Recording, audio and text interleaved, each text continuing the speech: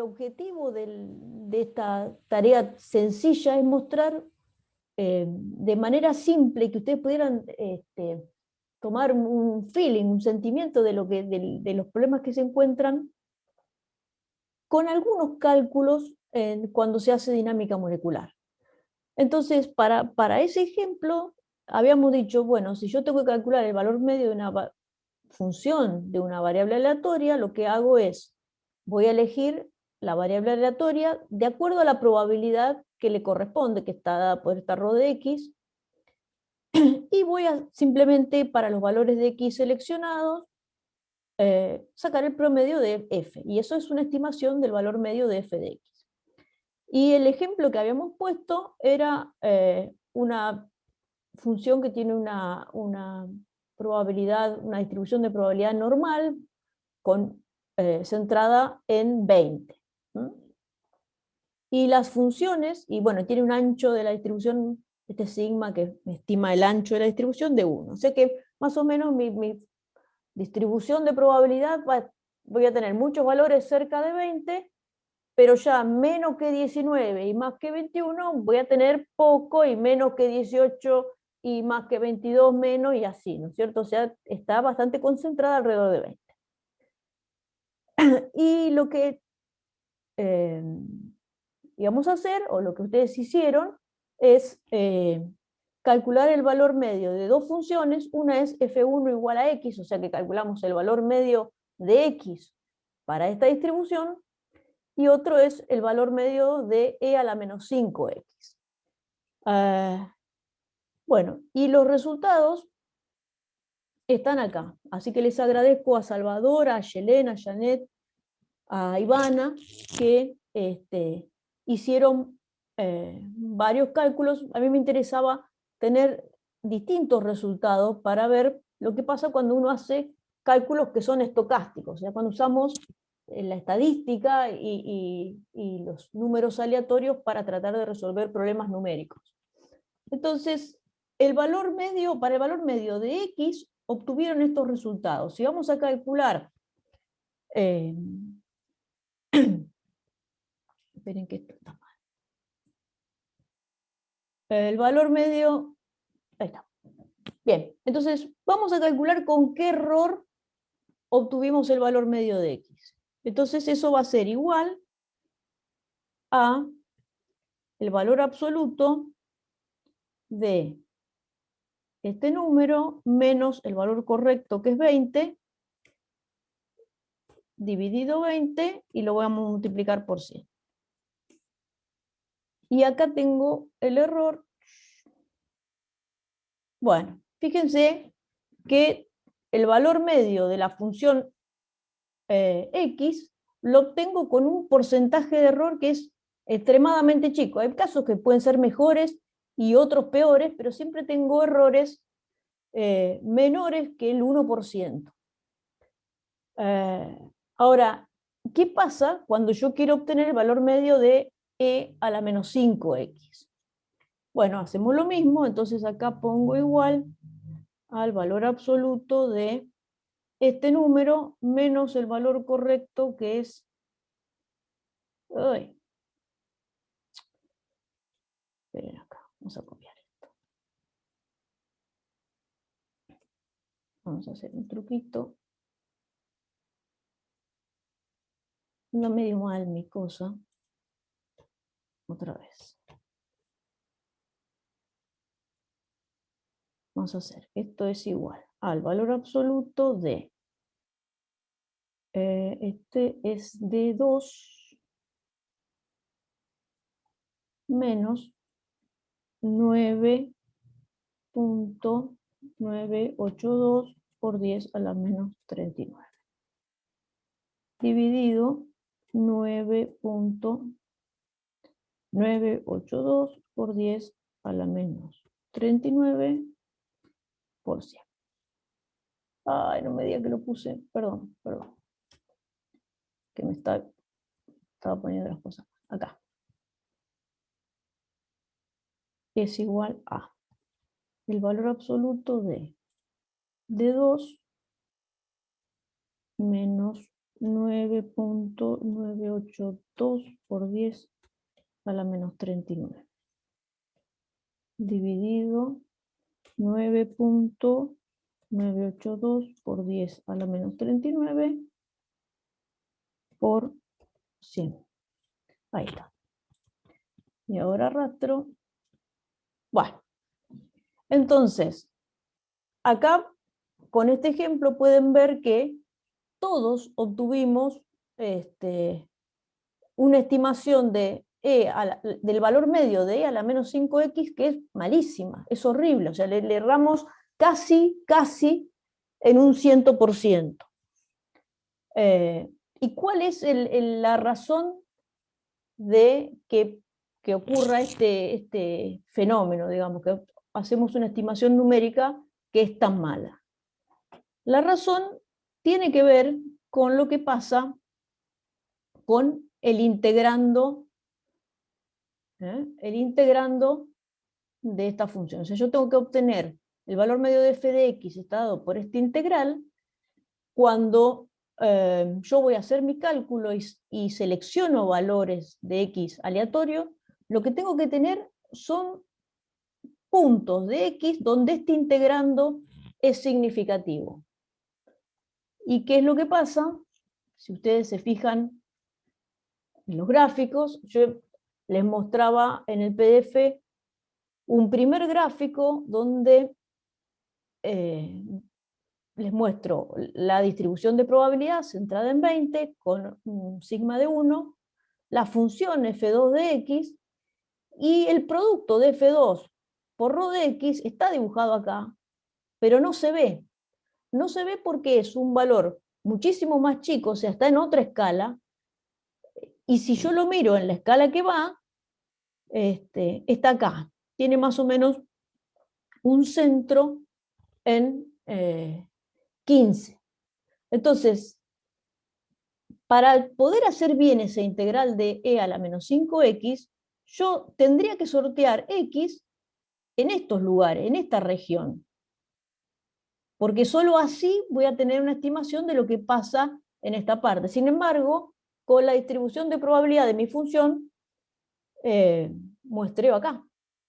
Y esto está corrido o está desplazado de las regiones donde el integrando es importante. Entonces, ese es el problema de cuando se evalúan integrales con métodos estocásticos, que es lo que hacemos directa o indirectamente cuando hacemos cálculos de dinámica molecular. O no siempre, pero muchos cálculos de dinámica molecular. Hay situaciones donde el método funciona, digamos, siempre funciona bien. Esto no quiere decir que no se pueda hacer. Lo que quiere decir es que yo no puedo hacerlo con una muestra de 500 números aleatorios. Capaz que necesito 500.000 o puedo necesitar 5 millones. O sea, el problema se puede resolver estocásticamente. El tema es el costo computacional, el tamaño de la muestra que tengo que utilizar para obtener un valor que es correcto. Entonces, cuando hacemos cálculos en dinámica molecular, hay ciertos parámetros que se comportan como la integral de x, que lo obtuvimos con buenos resultados. ¿Qué parámetros son esos? Por ejemplo, si yo quiero calcular la energía interna, eso es algo que lo voy a obtener bien porque mi distribución va a ir a los lugares de energía que son significativos. Lo mismo si quiero calcular distancias en promedio, energías de interacción en promedio, etc. Ahora, cuando yo quiero calcular variaciones de energía libre o diferencias de energía libre, estoy en una situación parecida a la que les muestro acá, donde yo saco las muestras estocásticamente de una región que no es la más significativa. Y por eso viene toda la complejidad relacionada con los cálculos de energía libre y todos los truquitos o digamos, distintos artilugios que permiten llevar adelante esos cálculos. Ustedes saben, cálculos de energía libre son muy importantes de hacer. Entonces tenemos que recurrir a ciertos artilugios para que con un tamaño de muestra limitado, porque siempre está limitado por nuestra capacidad computacional, todavía poder obtener valores que sean significativos y no que sean nada, números aleatorios cualesquiera. ¿Alguna duda o pregunta respecto del ejemplo o respecto de la naturaleza del problema? ¿No? Entiendo el ejercicio matemáticamente, en lo que hicimos, todo eso, pero ¿cuál podría ser una aplicación para que yo lo pueda ligar con algo de termodinámica, por ejemplo? Ah, claro, claro, sí, bien. Mira, Aline, vamos a hacer así, porque esto estaba como algo previo, pero para ahora empiezo a hablar de tengo la clase de cálculos de diferencias de energía libre. Y ahí va a aparecer esto. Lo que pasa es que va a aparecer en una forma más compleja, porque en vez de aparecer en el valor medio de una función de una variable, vamos a tener funciones de una enorme cantidad de variables. Yo digo esto, hagamos así, vamos a avanzar con la clase, y si cuando pasó la clase todavía no te queda claro cuál es la conexión entre ese ejemplo y los cálculos de termodinámica, ahí lo volvemos a ver. ¿Sí? Vale. Bien. Bueno, entonces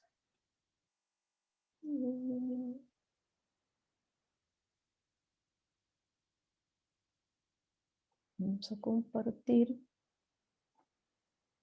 Estamos. Bien. Entonces, cálculos de energía libre y PMF, que es potencial de fuerza media. Antes de empezar con nada de lo que es referido a energía libre en sí, voy a hacer un mínimo repaso, pero muy mínimo, de estadística, porque algunos me han manifestado en los mails que que no tienen una base tan sólida en estadística. Entonces voy a repasar mínimamente lo que es relacionado con los temas que tenemos que ver hoy, un poquito de estadística, no en general, sino en sistemas termodinámicos, y un poquito también sobre una función que es la función delta, que también la voy a usar. Todo eso porque no me gusta dar las cosas así como en el aire, sino para que cada uno tenga una referencia sobre qué bases teóricas se apoyan las cosas que les voy a contar. Entonces, mínimamente. Ustedes saben, las variables aleatorias pueden ser variables discretas o pueden ser variables que son continuas. Y una cosa, si hay algo mientras voy hablando que no se entiende, interrúmpanme en el momento, porque así es mejor, porque aparte como la clase de hoy es un poco larga y los temas son un poco densos, si me interrumpen vamos cortando y mejor, digamos, se hace más, más interactiva. Entonces, las variables discretas. Las variables aleatorias discretas solamente pueden tomar ciertos valores, y para esos valores la probabilidad es un número finito, y para cualquier otro valor que no sean los valores discretos permitidos, va a valer 0. En cambio, cuando yo tengo una variable aleatoria que es continua, esa variable puede tomar infinitos valores, y como puede tomar infinitos valores, ocurre que siempre la probabilidad de un único valor en particular es nula, es 0. Y eso hace que con las funciones que son continuas necesitemos definir lo que se llama una densidad de probabilidad. Gráficamente sería una cosa así, si me hubiera quedado bien el gráfico de las variables discretas, pero es para ciertos números tengo alguna probabilidad y para todos los demás tengo 0. En cambio, con las variables continuas, vamos a tener una función que es lo que se llama una densidad de probabilidad. Bueno, ¿qué es esto de la densidad de probabilidad? Como el valor, como la probabilidad de que mi variable aleatoria tome un valor particular único es 0, yo lo único que puedo definir es la probabilidad de que esté en un rango. Entonces, eso lo ponemos así. P de X estrella más X, perdón, P de X estrella más delta X. Esto quiere decir la probabilidad de que X esté entre X estrella y X estrella más delta X. Es la probabilidad de que esté en un rango. En general, lo más común, digamos, lo más general para esta probabilidad es que sea una función complicada tanto del punto en donde yo me estoy centrando como del ancho del intervalo que estoy considerando, este delta X. Eso es lo más general. Ahora, si la probabilidad varía continuamente, o sea, si es una función continua, lo que ocurre es que si yo tomo un rango, este delta X, en vez de delta X, tomo un diferencial de X, o sea, tomo un intervalo infinitesimal, se cumple esto que está acá, se cumple que la probabilidad de que esté en ese intervalo es proporcional al ancho del intervalo. O sea, si yo duplico el ancho del intervalo, duplico la probabilidad. Si lo divido por 3, la probabilidad se divide por 3. Y entonces, en esos casos, para transformar esta proporcionalidad en igualdad, tengo que multiplicar por un número que en cada caso es esto, ρ, es un número que depende del punto en donde me estoy centrando. En este caso, el punto X estrella. Entonces, dicho de otra forma, cuando el rango de la variable aleatoria que estoy considerando es infinitesimal, la probabilidad de que esté en ese rango alrededor de un cierto punto se puede factorizar en un factor que depende del punto donde me estoy centrando y un factor que es el ancho del intervalo infinitesimal. Y este factor que depende del punto donde me estoy centrando, que es una característica del punto donde me estoy centrando, es lo que se llama una densidad de probabilidad. ¿Alguna duda con eso? O sea, ρ no es una probabilidad. Para tener la probabilidad tengo que multiplicar a ρ por el ancho del intervalo. Si tuviera una función de una variable de dos variables aleatorias, por ejemplo, x e y, tendría que multiplicar por un diferencial de x, un diferencial de y. O sea, siempre tengo que multiplicar la densidad de probabilidad en el punto por los diferenciales de todas sus variables para tener la probabilidad. Bueno, seguramente esto casi todos lo han visto, pero bueno, había algunos que me habían dicho que tenían poco entrenamiento en estadística, así que...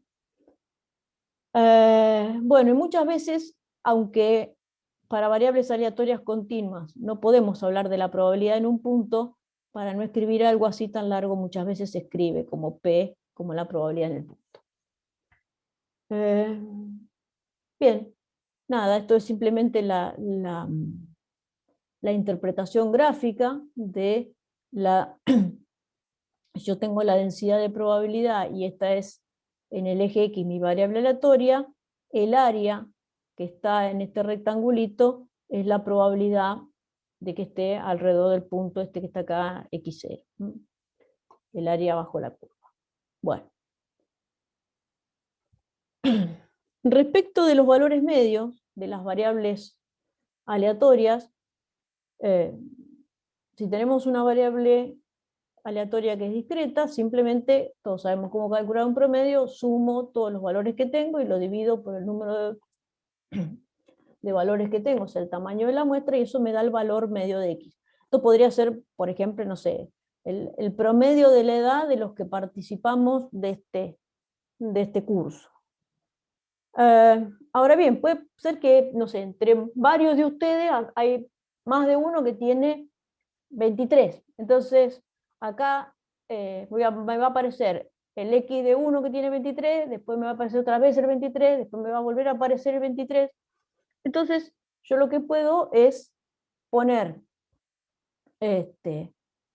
supongamos que son 3 que tienen 23, voy a poner 3 por 23 dividido en eso, me va a hacer un término. Entonces, esta misma sumatoria que está acá, se puede reescribir de esta forma, donde cada peso, estos los W, lo que llaman los pesos o las ponderaciones, es el número de veces que aparece o que se repite cada valor de XY.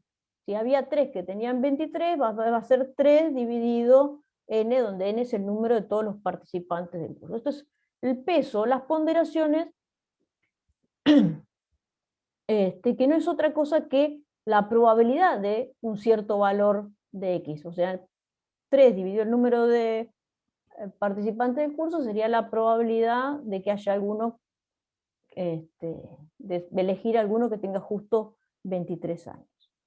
Y en el caso del valor medio de una función, voy a usar otra vez las mismas ponderaciones, pero en lugar de sumar las X, sumo las f de X. ¿Por qué puse acá lo de las variables discretas? Bueno, porque esta es la mejor forma de intuir cuál es la fórmula que corresponde usar en el caso de una variable continua. Porque para la variable continua, yo no tengo, como este W, una probabilidad para cada valor de X, sino que tengo una probabilidad de que esté en un rango. ¿Cuál es esa probabilidad? Es ρ por diferencial de X, que eso es lo que vimos recién. Entonces, en lugar de la sumatoria, tengo que hacer una sumatoria de las probabilidades individuales de cada cachito, de cada pequeño intervalo infinitesimal, y eso es hacer una integral. Entonces, cuando pasamos de la variable discreta a la continua, las ponderaciones se transforman en ρ por el diferencial del elemento de volumen. Y la sumatoria se transforma en la integral. Y con esa regla puedo hacer todas las transformaciones desde valores medios de variables discretas, que son lo que intuitivamente vemos con mucha claridad, a lo que son los valores medios de las variables continuas. Y lo mismo, entonces, para el valor medio de f de x, y acá sale la fórmula que usamos en el ejercicio que les di para preparar la clase de hoy. ¿Alguna duda? Bueno, y sobre la función delta de Dirac, que va a aparecer un montón cuando calculemos o cuando veamos los temas del potencial de esfuerzamiento. En realidad, lo que se llama la función delta, yo se los puse entre comillas porque los matemáticos dicen no cumple con todas las propiedades que tiene que tener una función. Pero, digamos, es muy útil y podemos ver muy fácil, de manera intuitiva, qué es lo que hace la función delta si la consideramos como una densidad de probabilidad. Pero una densidad de probabilidad que es extremadamente delgada y por ende extremadamente alta. ¿Por qué digo por ende extremadamente alta? Porque las densidades de probabilidad, cuando ustedes las integran en todo el rango de su variable, tiene que dar 1. Entonces, si tengo una densidad de probabilidad que es distinta de 0 solo en un rango muy chiquito, epsilon, la altura tiene que ser 1 sobre epsilon, en el caso de que sea así como un escaloncito cuadrado. Entonces, es muy útil y les va a servir para cualquier situación en la que ustedes vean la función delta, considerarla esto como un escaloncito de ancho epsilon y alto 1 sobre epsilon. Y a los fines prácticos, ¿esto para qué me sirve? ¿Cuál es el efecto que tiene la función delta? Es que cuando yo hago la integral de f de x por el delta de x menos x0, el resultado es f de x en x0. Es más, la función delta no tiene ningún significado si no es adentro de la integral. Pero tiene esa propiedad, me transforma a f de x, a la integral de f de x en f de x0. Y esta es la propiedad que a nosotros nos importa y que la vamos a usar un montón, porque en este caso es una tontería, pero cuando yo tengo funciones de muchísimas variables se vuelve muy útil esta propiedad que tiene la función delta. ¿Alguna duda con la delta? ¿Ya la habían visto? ¿Ya la han visto? ¿Sí? ¿No? ¿Habían visto ya la función delta? Sí, sí, en mi caso sí. Perfecto, perfecto. También, Bueno, pero eso. bien, bien. Sí, sí. No es que vamos a trabajar matemáticamente o analíticamente con delta, que es complicado, pero sí numéricamente la vamos a utilizar un montón. Bien, bueno, entonces con esto terminamos con lo que sería de estadística básica. Vamos a ver algo, un poco, mínimamente, de estadística en sistemas termodinámicos. Entonces, cuando yo tengo un sistema termodinámico, vamos a pensar en los sistemas que tenemos cuando hacemos las simulaciones de dinámica molecular. Mi sistema termodinámico son un montón de átomos que interaccionan con un campo de fuerza. Bueno, el estado del sistema es un punto en un espacio matemático, ¿no? Que se llama el espacio de las fases. El espacio de las fases es un espacio cuyas dimensiones son todas las coordenadas y todos los momentos de cada una de las partículas de mi sistema. Eso es el espacio de las fases. Momentos, recuerden, acá vamos a trabajar solo pensando en coordenadas cartesianas, entonces los momentos son simplemente la masa por la velocidad. Entonces, el espacio de las fases, si quieren, es un espacio de posiciones y velocidades, o posiciones y momentos. Bueno, para un sistema que es un sistema canónico, o sea que tiene un número fijo de partículas, un volumen fijo y una temperatura fija, la probabilidad de hallar el sistema en un punto dado del espacio de las fases, fíjense, un punto dado yo lo pongo acá como Q estrella, P estrella, y esta rayita implica que esto Q en realidad no es un escalar, sino que es un vector que tiene todas las posiciones de mi sistema. Si tengo 100 átomos, esta Q va a ser 300 coordenadas de X y Z. Y este P va a ser las 300 velocidades X y Z. Fíjense que yo acá hice lo que les decía recién. Estoy hablando de la probabilidad en un punto, que como Q y P son continuos, esto en realidad la probabilidad en un punto de 0, pero esto ustedes ya saben que esto es la probabilidad que esté en un entorno de este punto con un ancho delta de Q, perdón, diferencial de Q, diferencial de P.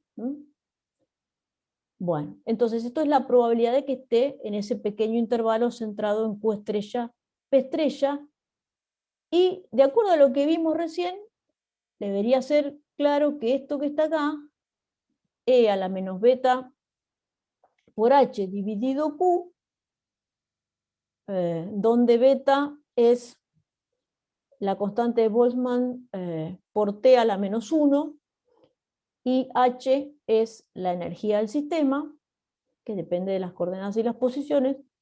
Bueno, esto que está acá no es otra cosa que la densidad de probabilidad de este punto del espacio de la fase.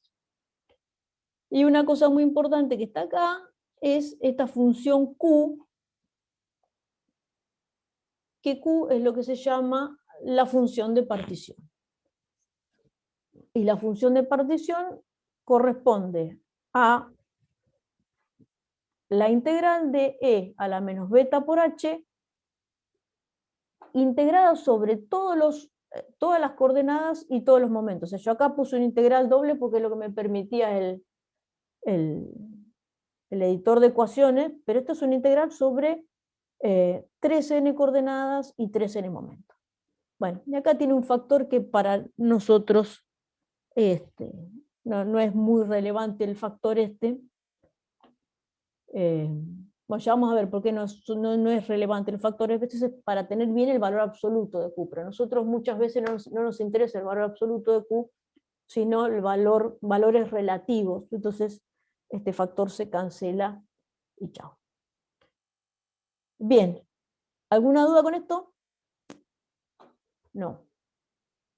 Bueno, entonces seguimos.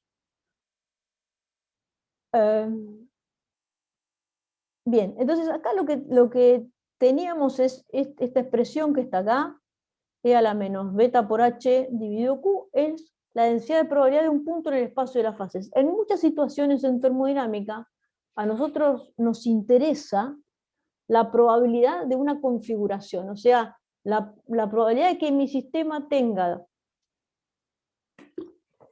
ciertos valores en sus coordenadas, pero no me interesan sus velocidades. Entonces, ¿cuándo puedo pasar de la probabilidad de un punto en el espacio de las fases a la probabilidad de un punto en el espacio de la configuración? Que solo depende de las coordenadas, digamos, ya no tengo más las velocidades o los momentos. Bueno, eso se puede hacer cuando H, la energía del sistema, se puede escribir como un término, podría ser una sumatoria de términos, pero digamos, una parte que depende solo de los momentos, que es la energía cinética, y una parte que depende solo de las posiciones, que es mi energía potencial. ¿Esto se puede siempre hacer? Bueno, siempre no, siempre no.